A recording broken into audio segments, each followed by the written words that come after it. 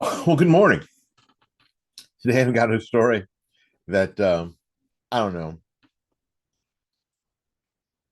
Part of me think, I'm a sick so and so. So part of me thinks it's kind of funny, but I know that it isn't. It's tragic, actually. It's tragic, and it's an indictment on the U.S. education system, the U.S. media, U.S. politicians, the liberal left. It's an indictment on all of those institutions. And this young woman had to pay the price for it. You probably already seen the headline: Black woman who left the U.S. for Russia to escape racism is beaten by racist neighbors in Moscow. Her name is Francine Villa. So back in 2020, she appeared in on Russian media, the state-owned channel RT, Russian Times, I think is what it's called. And she was in a documentary called Black in the USSR. Get it? It's from the Beatles song, Back in the US, Back in the USSR, right? Black in the USSR. She looked right into the camera and said something powerful. I feel free living in Russia because Russia, no matter what time it is, I can walk outside and I'm safe. That's interesting that she mentions being safe. Okay, now this isn't just another story about violence abroad. It's about the myth of escape. Okay, the idea that if you leave America, the supposed epicenter of racism, discrimination, injustice, and hate, you'll find freedom somewhere else. It's that whole idea that's been pushed by academia and media and politics that the United States is the worst place to be in the world if you're a woman, if you're gay, if you're black, if you're in some marginalized community. Today we're going to unpack all this nonsense, not just for the tragic irony, but for the lesson it teaches us about utopias, propaganda, and the human condition.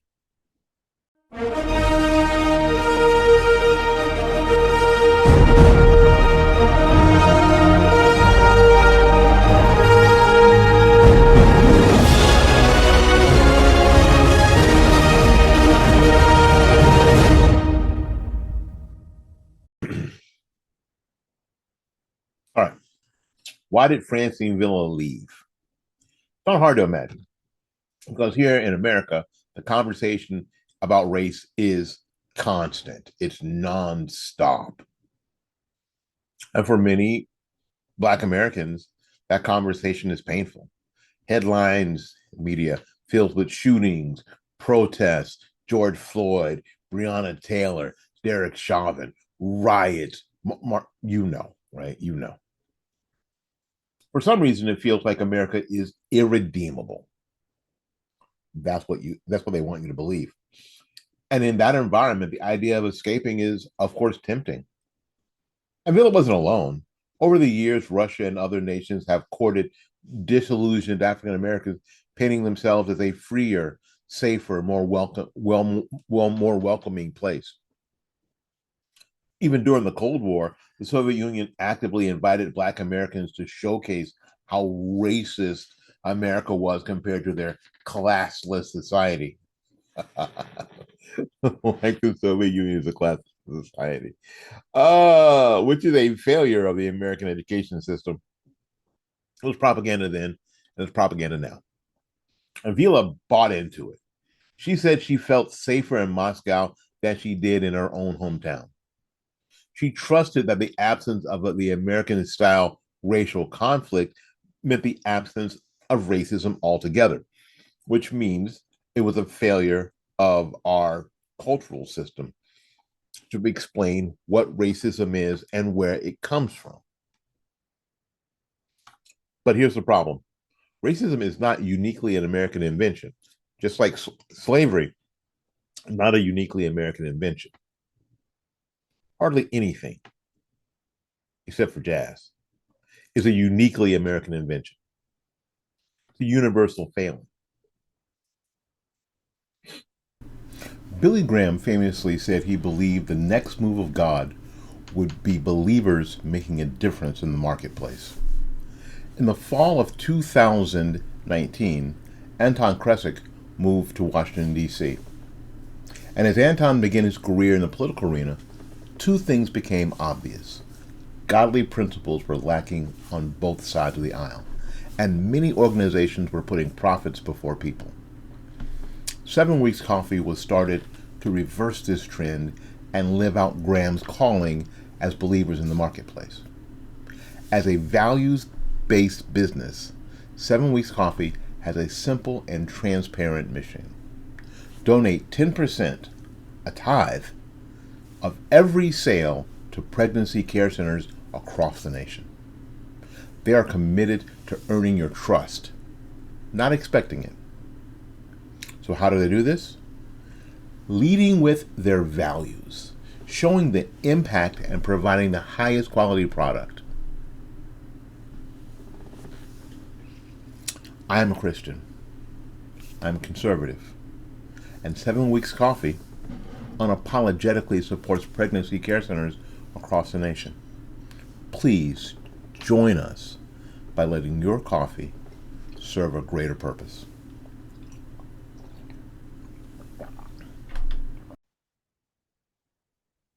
So when the attack happened, the illusion collapsed, right?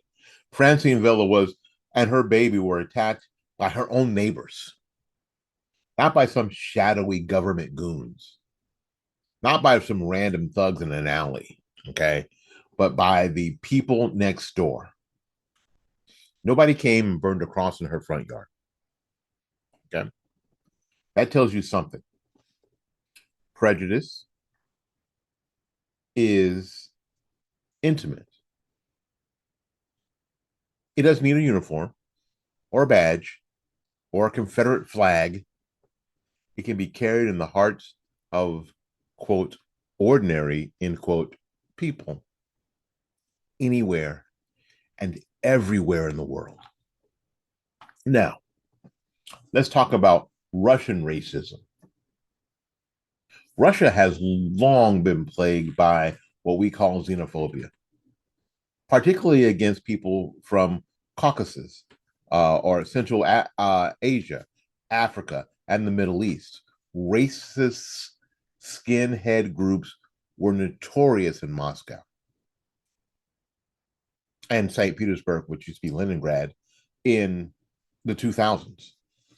Again, this is a failure of US media and a failure of US education. That this poor woman didn't know this, had not been exposed to that. Even Russian soccer had been marred by chants and taunts and open hostility towards Black players. This isn't hidden. It's not a shock to anyone paying attention. And yet Vila believed Russia was safer than America. Why? Because she believed the BS. She believed the media. She believed what she was taught. She believed the things that she wasn't taught. She believed the myth. So the idea of escape is powerful.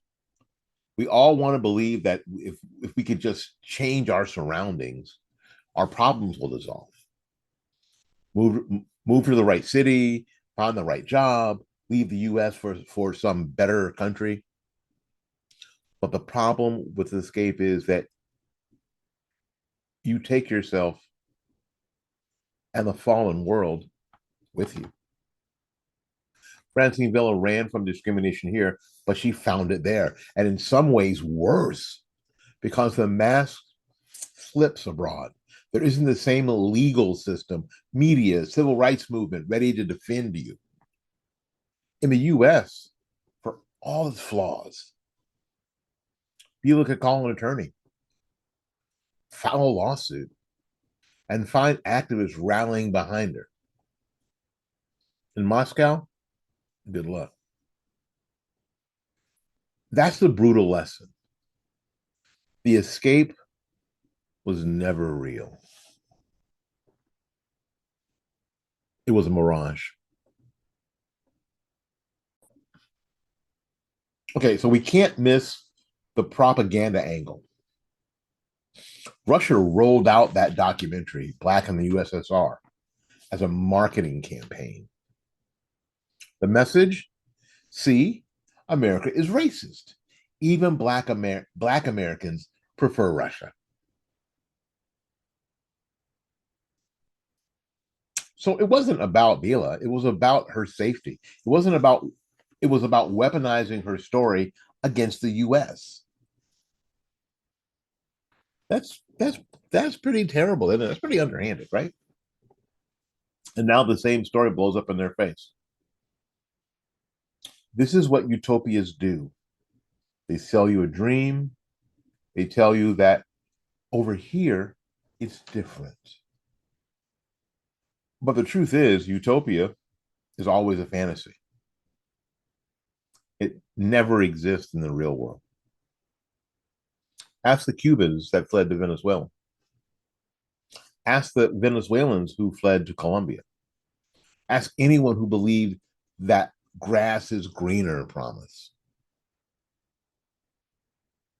So, what does this mean for America? First, stop believing that the United States is uniquely evil. It isn't. We have our problems. We have our problems, most certainly.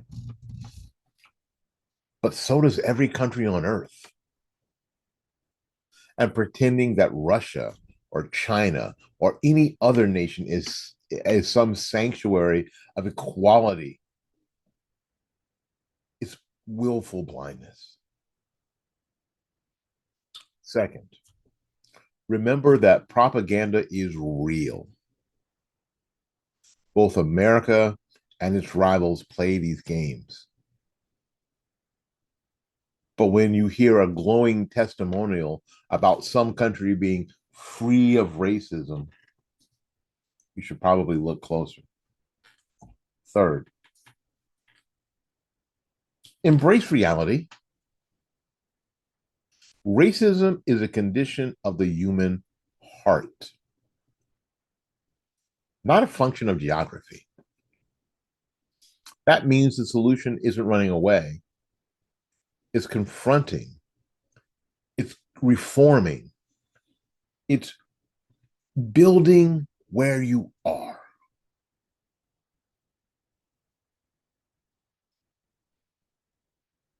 Hey, y'all. Thanks for watching the show this morning. Listen, I have something that I want you to have that we've been working on. It's a Fight Back Media guide to winning online for the 2026 midterms. You know, when you're online trying to convince, the left that their viewpoint and their mindset is complete booty, because it is, it's trash. But you want to do it in a way that actually works and that we're not just preaching to the choir.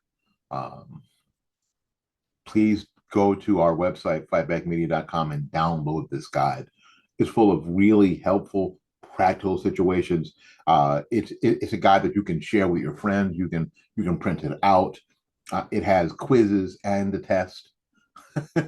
So I really want you to understand the material, and I want to upgrade our presence online, our conservative presence online. So go to fightbackmedia.com, and download your Fight Back Media Guide to Winning Online in 2026. Thanks so much for watching. We appreciate you. Listen, I have something that I want you to have. You can go to our website and you can buy something, our t-shirt that says, "No, we will not comply." Because every time we comply, we take that option away from our children, and we take that option of freedom and liberty away from our grandchildren. Go to the fightbackmedia.com website and click on the t-shirt that says, "No, we will not comply."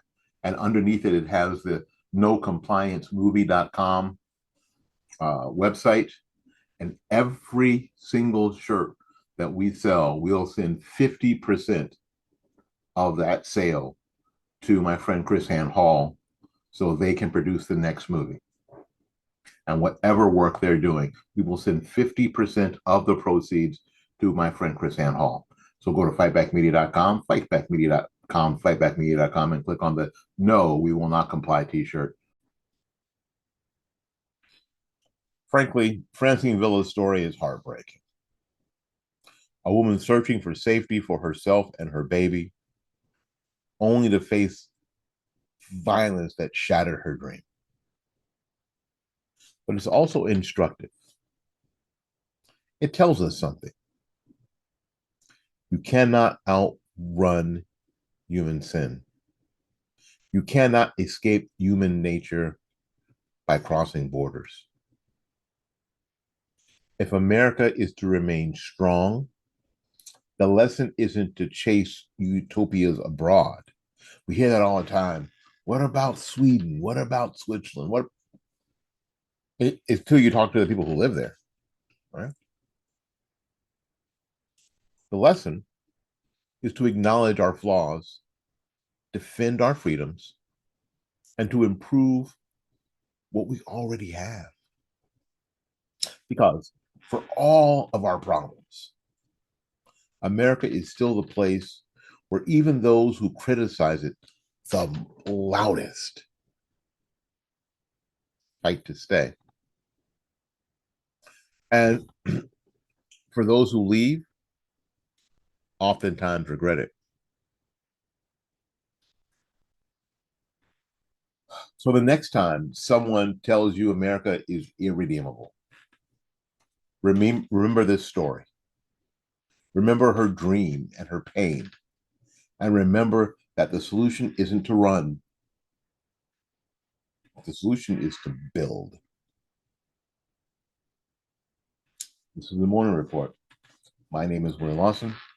Until we see you again, go out there and learn something, love somebody, and for goodness sakes, take care of yourself. We will see you when we see you. Bye-bye now.